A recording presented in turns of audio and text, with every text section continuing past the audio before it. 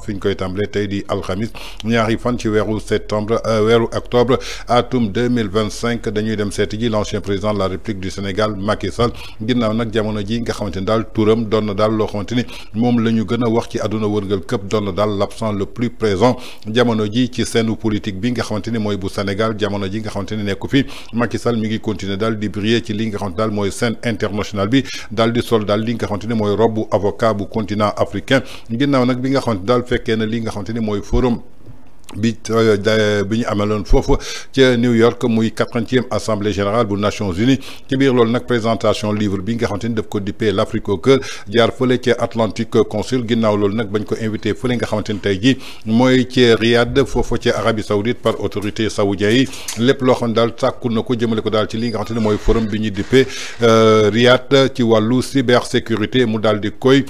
plaider jëmale ko daal ci li nga xamante ni mooy panel bi nga xamante ni moo ko jiite woon ci biir loolu nag dañuy dellu soit daal ci li nga xamante ni mooy parcours élogieux boo xamante daal moom président Macky Sall mi ngi koy am daal jëmale ko ci scène internationale ngi dellu soit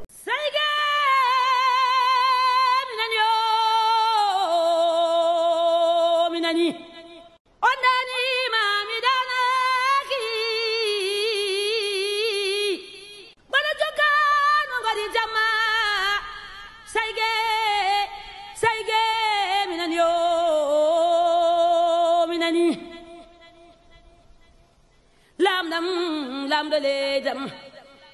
ɗonoti président sénégal maki kumma cimmo ɗonoti maki amadou boudi abdoul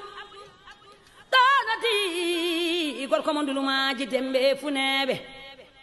ɗonoti sukalaba juuɗe bobo jam jamanu ceganagel ceganeji kangene gaccira yonte mi wima maki a kumma cimbo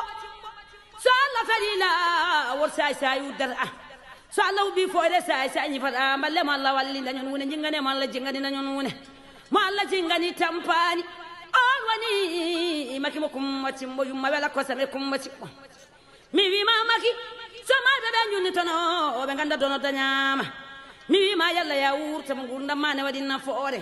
mi nawma ndulumaji demɓe funeɓe maki kumma cimbo ɗon nawon mami sadel ɗon gattumaɓe sadel ko sare mama maɗa beñam ɗon tawnomi nena maɗa e cauli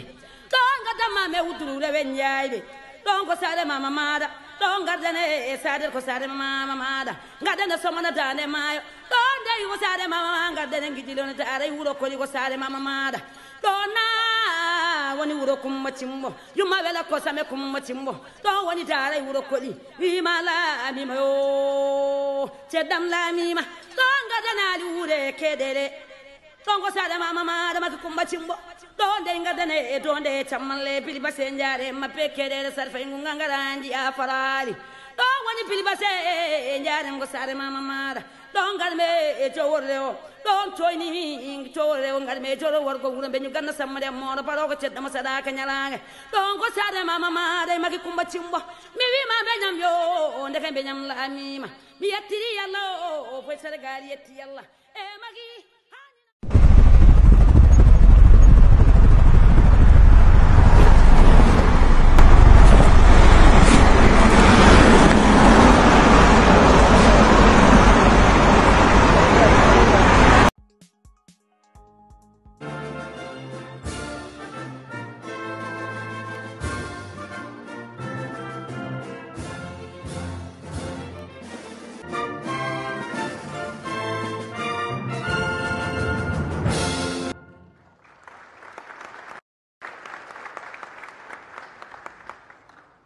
السيدات والسادة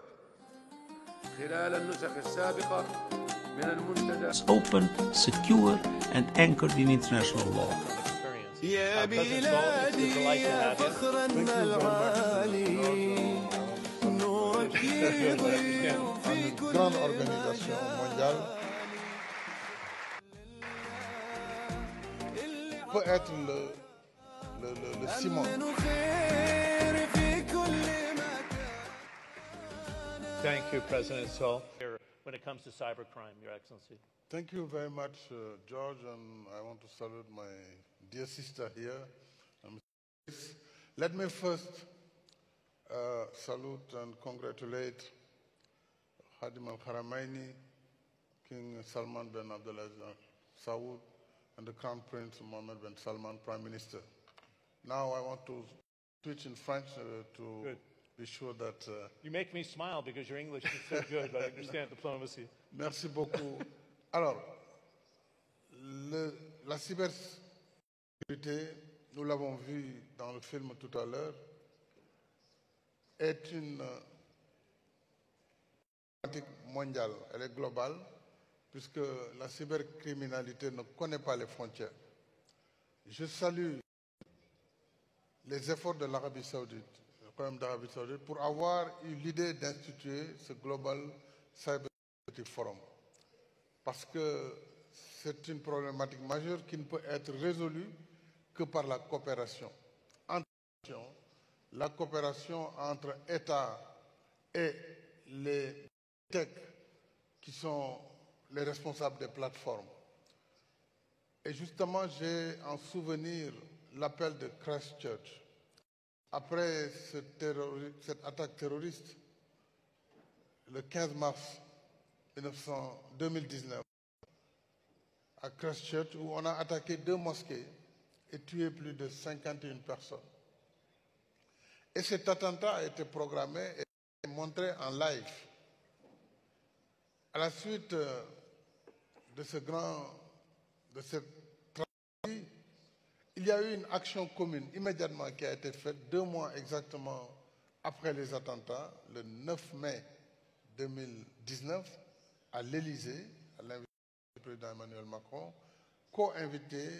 qui a co-organisé avec la première ministre d'alors de la Nouvelle-Zélande. Et plusieurs pays se sont joints immédiatement, dont le Royaume-Uni, le Canada, le Sénégal et d'autres,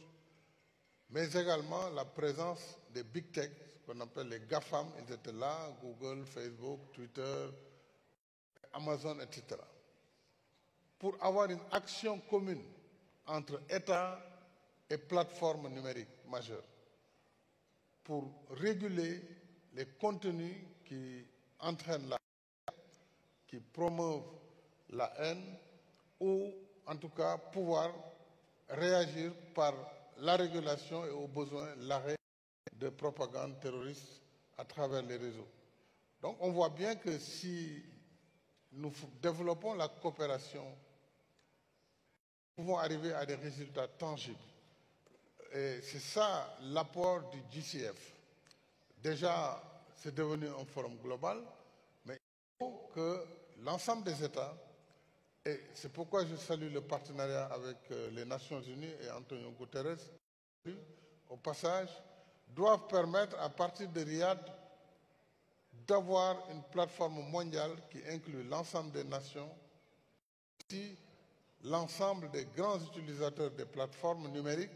la société civile, pour au moins sur des thématiques comme la protection des enfants et le renforcement des capacités des femmes dans la cybersécurité, que nous puissions ensemble convenir de conventions et de lois qui permettent de réguler et surtout de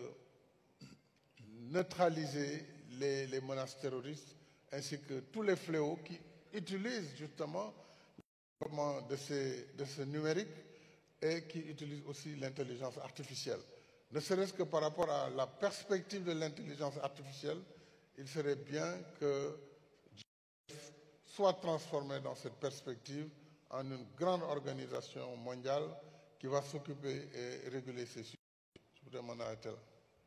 Thank you, President Sol. I'm glad you made reference to it because you talked about. kon ñoo ko gisandoo muy Sall Ngari Lamtoro comme niñ ko bàkkee muy l'ancien président de la République du Sénégal Macky Sall de 2012 en 2024 actuellement mu nekk daal ci li nga xamante ni mooy toitu scène internationale àdduna wërngal këpp jox ko bët jox ko nopp ginnaaw nag bi nga xamante ni mi ngi briller au niveau international partout mu war a doon fierté sénégalais moom président Macky Sall après 12 ans passés au Sénégal tey jii lépp loo xamante ni def na ko ci résultat xarañte fam liggéeyam vision en tant que un homme d'État et non pas un homme de détail, un homme de parcours et non pas un homme de discours ay président Macky Sall loolu moo ko valoir tey jii li nga xamante ni gis ngeen ko léegi ci vidéo bi jëmale ko daal ci fépp foo xamante ni daal dañ koy vénérer mu doon nag benn parcours boo xamante ni bu élogieux la ginnaaw nag bi nga xamante ni tey jii génn na daal benn ouvrage mu dippee ko daal l'Afrique au cœur lim ci bëgg a xamle daal l'Afrique tey jii mën nañ ko jàpp daal l'Afrique est jeune donc suñu recherche bi gën a mag tey jii mooy li nga xamante ni mooy le continent africain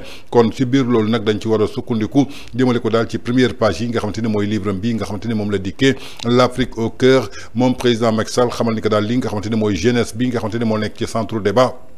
warul rejeter ben yoon li nga xamante ni mooy benn vision boo xamante ne bu paternaliste la jëmale ko daal ci continent bi nga xamante ni dafa war a encadrer ba noppi défendre lépp loo xamante ni mooy continent bi ñu daal di koy libérer lépp loo xamante ni mën nañ ko offrir tey suñu ndaw ñi amul benn yoon boo xamante ni daal ay diggé la muy ay promesse mais dafa doon loo xamante ni daal lu possible la contrairement ak li nga xamante ni tey jii ñoo fi nekkoon fii ci Sénégal dig ndaw ñi du merveille ginnaaw nag bi ñuy egsee jàpp nañ daal loolu nee na furaas ni xuddem moom nag Macky Sall dafa gëm ni que daal Afrique tey dafa doon li nga xamante ni daal mooy suñu richesse kon nag doon na loo xamante ni daal benn possibilité la benn génération la boo xamante ni daal dafa juddu ci wàllu mondialisation amul benn yoon boo xamante ni war nañu mën a xaar jëmale ko daal ci créer entreprendre ci décider ginnaaw nag lépp loo xamante ni tey mën nañ ci sukkandiku ci politique publique yu am ambition ginnaaw nag lépp lu doon ay formation adaptée environnement boo xamante ni daal entrepreneuriat allégé moo koy daal di teg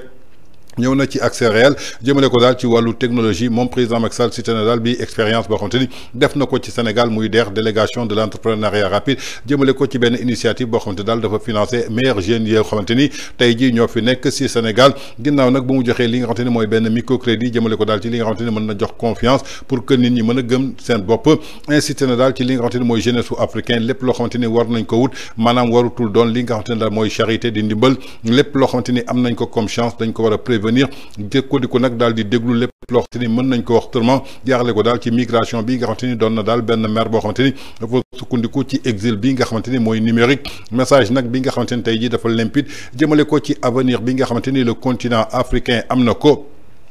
warul dépendre benn yoon ci ay capacités yoo xamante ni daf koy retenir ci li nga xamante ni mooy talent en tout cas li mu xamle daal mooy les jeunes africains dañu war a bâtir lépp loo xamante ni daal mooy seen avenir ginnaaw nag bañ a exilé wu ci ay continents yoo xamante ni tey jii lu ci mel ni jeunesse africain amul benn yoon boo xamante ni soxla nañu daal benn tuteur lu ñu soxla mooy benn tremplin boo xamante ni daal dafay soxal énergie bi nga xamante ni ndaw yi ñoom ñoo ko yor jëmale ko daal ci suñu ay mine d'or yu ñu yor en conclusion mi ngi ko daal di tëjee l'Afrique au cœur doon na daal benn jeunesse boo xamante ni ci sujet social lay toll ginnaaw nag force politique bi du dara lu dul benn projet économique doon benn devoir moral boo xamante ni Macky Sall daf ko décrire comme li nga xamante ni mooy clé de développement doon daal benn vrai li nga xamante ni mooy révolution fii ci Afrique muy parcours élogieux bi nga xamante daal moom président Macky Sall mi ngi koy am ginnaaw nag bi nga xamante ni won na ginnaaw li nga xamante ni mooy état bu Sénégal nee naa leen homme d'état bokkul ak